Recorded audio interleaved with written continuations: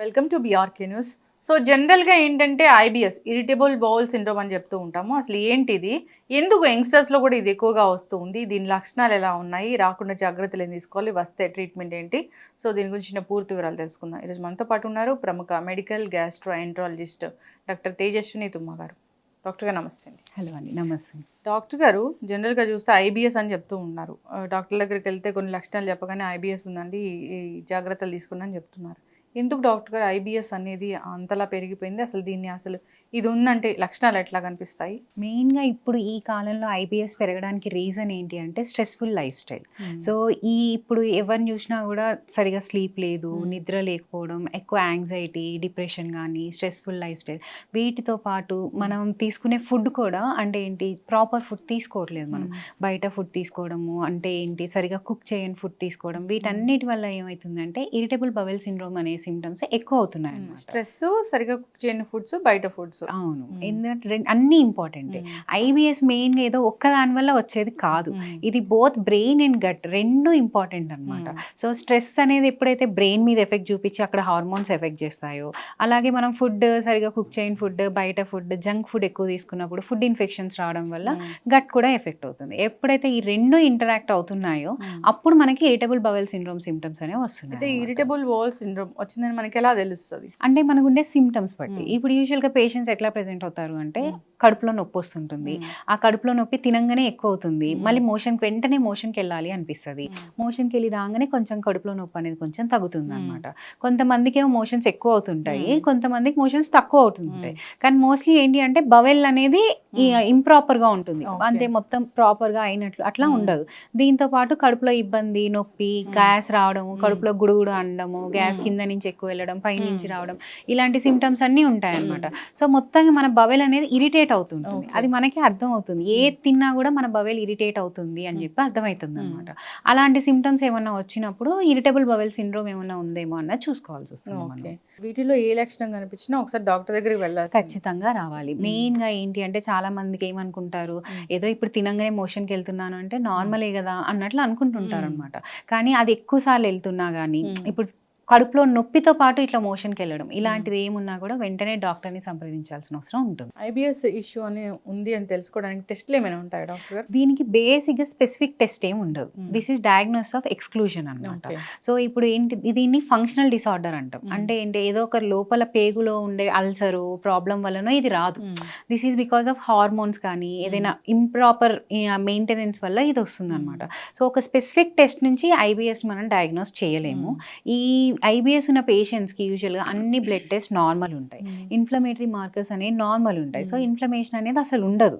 And అలాగే మనం endoscopy, colonoscopy చేసినప్పుడు కూడా మనకి ఏమీ దొరకదు. చాలా మంది పేషెంట్స్ అదే వరీ అవుతుంటారు, నేను ఇన్ని టెస్టులు చేయించాను, నాకు అన్ని నార్మలే ఉన్నాయి కానీ నా నొప్పి తగ్గట్లేదు, నా బాధ తగ్గట్లేదు అని. వీళ్ళకి ఐబిఎస్ ఉన్నట్లు అనమాట. సో ఫస్ట్ మనం ఈ ఐబిఎస్ని ఇంకోటి ఇంపార్టెంట్ థింగ్ ఏంటి అంటే, పేషెంట్ రాగానే ఈ సిమ్టమ్స్ తోటి ఇది ఐబిఎస్ అని చెప్పి వెంటనే చెప్పడానికి ఉండదు. సో దీనికి దగ్గరగా ఉండే డయాగ్నోస్ ఏంటంటే ఇన్ఫ్లమేటరీ బవెల్ డిసీజ్. కొంతమంది కొంచెం ఏజ్ ఎక్కువ ఉన్న వాళ్ళు క్యాన్సర్స్లో కూడా ఇలాంటి సిమ్టమ్సే రావచ్చు. సో కాబట్టి మనం ఫస్ట్ క్యాన్సర్స్ని కానీ ఈ ఇన్ఫ్లమేటరీ బవెల్ డిసీజ్ని కానీ రూల్ అవుట్ చేసుకోవాలన్నమాట. అవి రూల్ అవుట్ చేసుకొని బ్లడ్ టెస్ట్ అన్ని నార్మల్ ఉండి ఎటువంటి ఇన్ఫ్లమేటరీ మార్కర్స్ కూడా అన్ని నార్మల్ ఉంటే అప్పుడు ఇది ఐబిఎస్ ఏమో అనుకుంటాం. ఇప్పుడు ఐబిఎస్ అని మీరు డిటెక్ట్ చేసేసారు డాక్టర్ గారు, కన్ఫర్మ్ చేసేసారు అంటే ట్రీట్మెంట్ అంటే ఎలా ఉంటుంది? దీనికి మెయిన్గా ట్రీట్మెంట్ ఏంటి అంటే, నేను ఇందాక చెప్పినట్లు ఐబిఎస్ అంటే ఒక డిసీజ్ కాదు, అంటే ఒక్క దాని వల్ల ఇది వస్తుంది అని కాదు. So it is a multi factorial thing కదా. సో మన ట్రీట్మెంట్ కూడా మల్టిపుల్ ఆస్పెక్ట్స్ని మనం టార్గెట్ చేయాల్సి ఉంటుంది అనమాట. సో ఫస్ట్ మన స్ట్రెస్ని తగ్గించుకోవాలి, యాంగ్జైటీని తగ్గించుకోవాలి. సో మైండ్ఫుల్నెస్ ఎక్సర్సైజెస్ అంటాం కదా, యోగా కానీ మెడిటేషన్ కానీ అడ్వైజ్ చేస్తాం. నెక్స్ట్ ఏంటి, డైట్. మన డైట్ కూడా వెరీ ఇంపార్టెంట్. ఐబిఎస్ని ట్రిగ్గర్ చేసే డైట్స్ని అవాయిడ్ చేయాలి. సో ఈజీగా డైజెస్ట్ అయ్యే ఫుడ్స్, మంచిగా అంటే ఏంటి, తిన్న వెంటనే డైజెస్ట్ అయిపోవాలి, ఎక్కువ కష్టపెట్టొద్దు అనమాట ఇంటెస్టైన్స్ని, అలాంటి ఫుడ్స్ని తీసుకోవాలి. దాంతోపాటు కొంచెం పెయిన్ తగ్గడానికి టాబ్లెట్స్ ఉంటాయి. ఒకవేళ పేషెంట్కి ఎక్కువ కాన్స్టిపేషన్ ఉందనుకోండి, కొంచెం ఫైబర్ సప్లిమెంట్స్ ఇస్తాము. ఒకవేళ డయేరియా ఉందనుకోండి, ఆ డయేరియా తగ్గడానికి కొన్ని టాబ్లెట్స్ అనేవి ఉంటాయి అన్నమాట. So only medication is not treatment. మెడికేషన్తో పాటు మనం ఈ ఏంటి స్ట్రెస్ తగ్గించుకోవడం and along with the diet maintain చేయడం, ఈ 3 కూడా వెరీ ఇంపార్టెంట్ ఫర్ ఐబిఎస్. అస్సలు ఇవి తినకూడదు వీళ్ళు ఐబిఎస్ ఉన్న వాళ్ళంటే ఏమైనా ఉన్నాయా జంక్ ఫుడ్ తో పాటుగా? జంక్ ఫుడ్తో పాటు అంటే as usual alcohol, coffee and cool drinks, these 3 must be avoided అనమాట. ఇవి కాకుండా ఇంకొక కొన్ని ఫుడ్స్ ట్రిగర్ చేస్తాయి అనమాట. కాకపోతే ఎవ్రీబడి ఈజ్ యూనిక్. సో ఇప్పుడు మీకు ఏది వర్తిస్తుందో నాకు అదే వర్తిస్తుంది అని కాదు.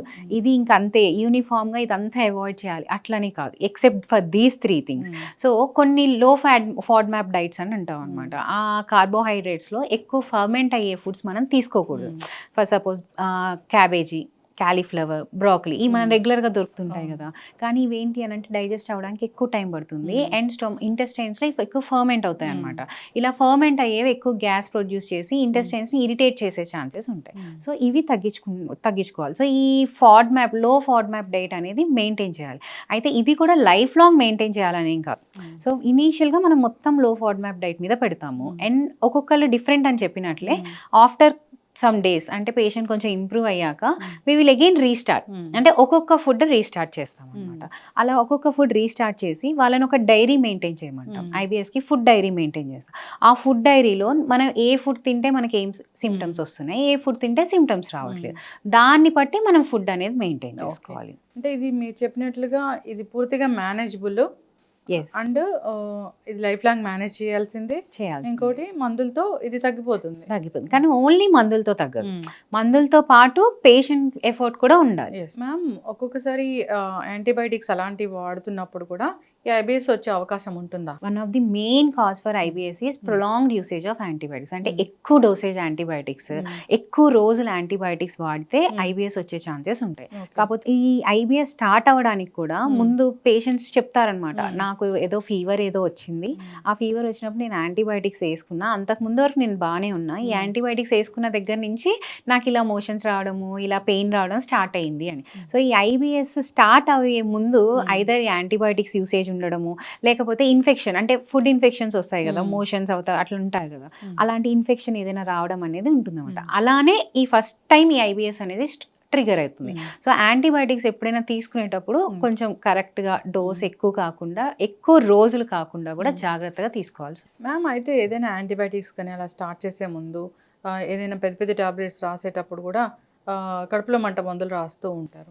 అవి మాకు బాగున్నాయి కదా అని మేము ఎక్కువ కాలం కూడా వాడుతూ ఉంటాము.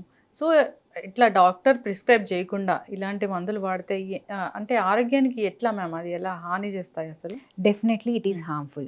ఇప్పుడు అంటే ఒక ఎగ్జాంపుల్ కూడా చెప్తాను నేను. నా దగ్గరికి ఒక పేషెంట్ వచ్చారు, వాళ్ళకి జస్ట్ గ్యాస్ట్రైటిస్ అని చెప్పారు అనమాట. గ్యాస్ట్రైటిస్ అంటే మేము ఎండోస్కోపీ చేసాము, అందులో హెచ్ పైలోరి అని ఒక బ్యాక్టీరియల్ ఇన్ఫెక్షన్ ఉంది అని చెప్పేసి యాంటీబయాటిక్స్ ప్రిస్క్రైబ్ చేసాం అనమాట. అది 14 days కోర్స్ ఉంటుంది యూజువల్గా. సో ఆ 14 days వేసుకున్నప్పుడు తనకు మంచిగా ఉంది. నేను అడ్వైస్ చేసా 14 days తర్వాత యూ కమ్ బ్యాక్ అగైన్ అని చెప్పేసి. బట్ పేషెంట్ 14 days తర్వాత రాకుండా ఇది వేసుకుంటే బాగుంది కదా, ఇదే కంటిన్యూ చేద్దామని almost 2 months he use those tablets. So దానివల్ల డెఫినెట్గా ఇంకా ఎక్కువ ఏంటి ఎఫెక్ట్ అంటే ఏంటి, ఆయనకు అప్పుడు బాగానే ఉండొచ్చు, తర్వాత సైడ్ ఎఫెక్ట్స్ అనేవి ఎక్కువ వస్తుంది. ఈవెన్ గ్యాస్ టాబ్లెట్స్ కూడా ఓన్లీ ఇప్పుడు మీకు అప్పుడు ఒకసారి ఇప్పుడు ఒకసారి ఏదో గ్యాస్ నొప్పి వస్తుంది అని అంటే మీరు రెగ్యులర్గా వాడాల్సిన అవసరం ఉండదు. గ్యాస్ టాబ్లెట్స్ వారానికి 2-3 times కన్నా ఎక్కువ వస్తుంది నాకు. అంటే వీక్లో ఉండే 7 daysలో ఆల్మోస్ట్ 2 to 3 days నేను ఏంటి ఎఫెక్ట్ అవుతున్నాను ఈ సిమ్టమ్స్ తోటి అంటేనే we will give this pantoprazole or anything. PPIs అనేవి లాంగ్ డ్యూరేషన్ ఇస్తాం. లాంగ్ డ్యూరేషన్ కూడా it will not be more than 1 month. Okay, అలా కాకుండా మీరు కంటిన్యూస్గా ఇట్లా మంత్స్ తరబడి వేసుకుంటుంటే వన్ థింగ్, లాంగ్ డ్యూరేషన్లో కిడ్నీస్ ఎఫెక్ట్ అయ్యే ఛాన్సెస్ ఉండొచ్చు, బోన్స్ ఎఫెక్ట్ అయ్యే ఛాన్సెస్ ఉండొచ్చు. అది కాకుండా ఇంకా స్టొమక్లో మొత్తం యాసిడ్ అనేది తగ్గిపోయి ఆ డైజెషన్ కూడా ఎఫెక్ట్ అయ్యే ఛాన్సెస్ ఉంటుంది. So without doctor prescription don't use any drug for long duration. అయితే జాగ్రత్తలు మీరు చెప్పినట్లు తీసుకోవాలని కోరుకుందాం. ఒకవేళ వచ్చింది అంటే కూడా ఈ మీరు చెప్పిన జాగ్రత్తలు పాటిస్తూ ఖచ్చితంగా మందులు డాక్టర్ ఎన్ని రోజులు చెప్తారో అన్ని రోజులు వాడి దీన్ని కంట్రోల్లో ఉంచుకోవాలని కోరుకుందామండి. చాలా చక్కటి ఇన్ఫర్మేషన్ మ్యామ్, ధన్యవాదాలు. Thank you.